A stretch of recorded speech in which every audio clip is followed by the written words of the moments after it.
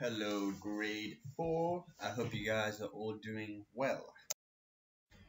As you guys know, today will be our lesson on the anchor text, namely me reading the anchor text to you guys, listen to pronunciation. I also want you guys to please don't just listen to this video. Go to your books if you have it at home, or otherwise go to the PowerPoint and try read the story by yourself. You guys need to practice your speaking as much as you can. You guys should also be taking full advantage while at home of the e-library, trying to read, a book a week or whatever. I know a lot of you guys do, and that's great, but just keep it in mind. Anyway, guys, so this week's anchor text is biography. I'm not going to even go into what biography is. We've been through it countless times, but you guys will need to know the difference between biography and autobiography for the quiz or exam that you guys are going to do, so just keep that in mind. Anyway, so the anchor text for this week is called I Could Do That, and it's all about political rights. And as you can see, there's a little poster there in the background of the picture, and it says woman gets woman the vote. So Easter Morris gets woman the vote. So we can kind of already, before even reading the story, tell what the story is going to be about. But anyway, let's get straight into it. In 1820, 6-year-old Easter McQueen studied her mother making tea. I could do that, she said. Make tea? Asked Mama. The older girls do that. But I want to learn, said Easter, and she did. She pumped water into the kettle and set it on the wood stove to boil. She scooped tea leaves into the teapot, then poured steaming water over them.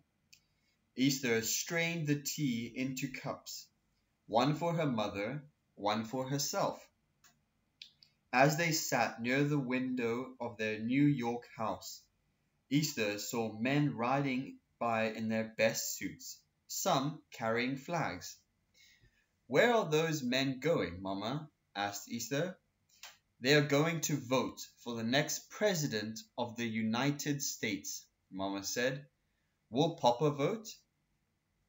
Yes, Papa always votes. Will you vote, Mama? No, dear, only men can vote. When Easter was 8, she watched her mother sew a fine seam.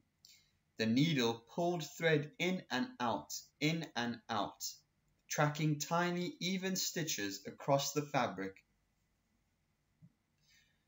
Easter felt her hands mimicking her mother's. I could do that, she said. And she did.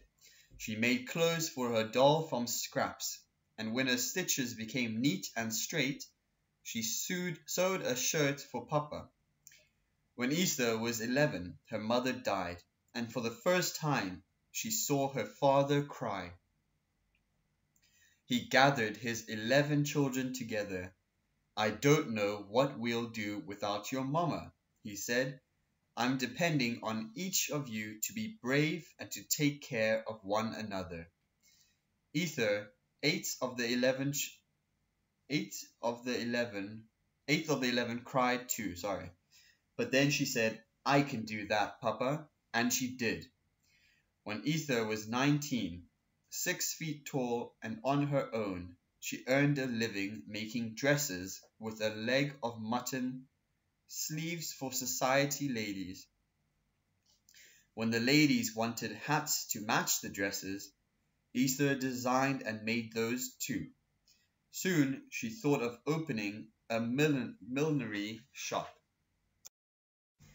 You are much too young to run a business, she was told. I don't see why, was Easter's reply, and with that she opened a hat shop in Owego, New York. Easter started attending abolitionist meetings at her church, but a throng of people who believed in the right to own slaves threatened to stop the meetings even if they had to tear down the Baptist church where they were held. You can't do that, Issa said. I'll stop anyone who tries. When Issa was 28, she married Artemus Slack, and a few years later had a son they called Archie. But when Artemus died in an accident, Issa made a big decision. I'm moving to Illinois, she told her friends. I'll claim the land Artemus owned there and raise our son. You can't do that, her friends cried. Illinois is the very edge of civilization. It's full of dangerous people and wild animals. Yes, she said, I can. And that was that. In Illinois, she fought long and hard to claim Artemis's land, but was denied her inheritance because she was female. So, Issa opened another hat shop. Issa met and married John Morris, a merchant and immigrant from Poland, and in 1851 she gave birth to twin boys, Edward and Robert. But John had a hard time making a living, so while Issa raised the children, cooked the meals, and washed the clothes, she helped earn the money too. When Issa was 46, she went with John to the presidential election polls and watched through the window while he voted. You know, she told him when he came out, I could do that. Politics is the business of men, my dear, he said. Said Issa, it's our country too. When war broke out between the northern and southern states, Issa was proud that Archie joined the victorious fight of the North to end slavery. Soon after, an amendment to the Constitution granted African American men all rights of citizenship, including the right to vote. When Issa heard Susan B. Anthony speaking out about women's rights, Issa began to hope that someday women might vote too. In 1869, when Issa was 55, she and her 18-year-old sons moved to the newly formed Wyoming Territory, where John and Archie, who'd gone there the year before, waited. Issa and the boys traveled by train across miles of prairie, then by stage over rocky hills to South Pass City, a dusty, hurriedly built town where gold had been found. Most of the 2,000 people who lived there were rowdy young men. The Morrises moved their belongings into a small log cabin, and South Pass City became home. John tried his hand at another business. Archie bought a printing press and started a newspaper. Issa opened another hat shop, but with 6 men to every woman, there was always a need for someone to nurse the sick and wounded, sew clothes, help deliver babies, and give motherly advice to the few young women in town. I could do that, Issa said, and she did. One day, Issa read a proclamation tacked to a wall. All male citizens 21 and older are called to vote in their first territorial elections. Issa looked around at the disorderly young men. It's time I did that, she said. When Issa's son watched her march toward home, they knew it was more likely that things were about to change than that things would stay the same. Issa invited the 2 men running for the territorial legislature to her house to speak to the citizens. Then she sent out invitations to the most influential people in the territory. Come for tea and talk to the candidates. She scrubbed her tiny home from top to bottom, washed the curtains, and ironed her best dress. When the candidates and guests arrived, Issa served them tea. One thing I like about Wyoming, she said, is how everyone is important. It takes all of us to run the town, women as well as men. Yes, her guests agreed. And it's a place where people aren't afraid to try new things. Her guests agreed again. Issa smiled. She turned to the candidates. Then, would you, if elected, introduce a bill in the legislature that would allow women to vote? Suddenly, in that tiny room full of people, not a sound was heard. Finally, Colonel William Bright spoke. "Miss Morris, my wife would love to vote too. She is intelligent and well educated.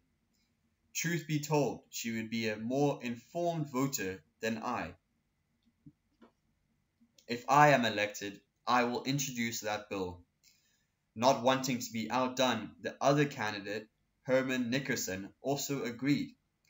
Applause broke out in that tiny cabin, and Ether dropped to her chair. "Thank you," she said.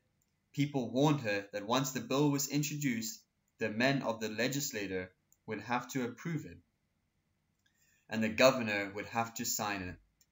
This has never happened anywhere. Why did she think it could happen here? But Ether had seen that things were not likely to happened every day.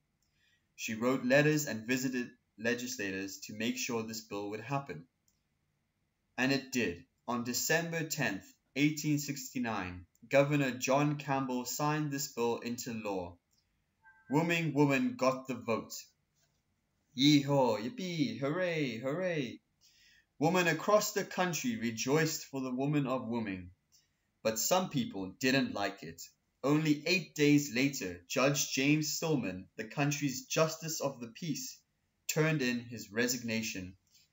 He refused to administer justice in a place where women helped make the laws. Word went out that a new Justice of Peace was needed. Ether's boys turned to her. "Mama, you could do that," they said, and so she applied. Archie, then clerk of the court, proudly swore his mother in, making Judge Ether Morris the first woman in the country to hold public office. But Judge Stillman refused to turn over the official court docket to Ether. "Never mind," she said. "Archie, will you please go to the mercantile and buy me a ledger? I'll start my own docket." And of course she did.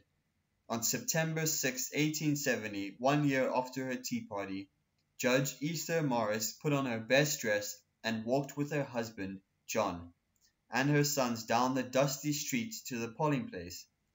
She would be one of 1,000 women voting that day, the first ever given that right permanently by any governing body in the United States.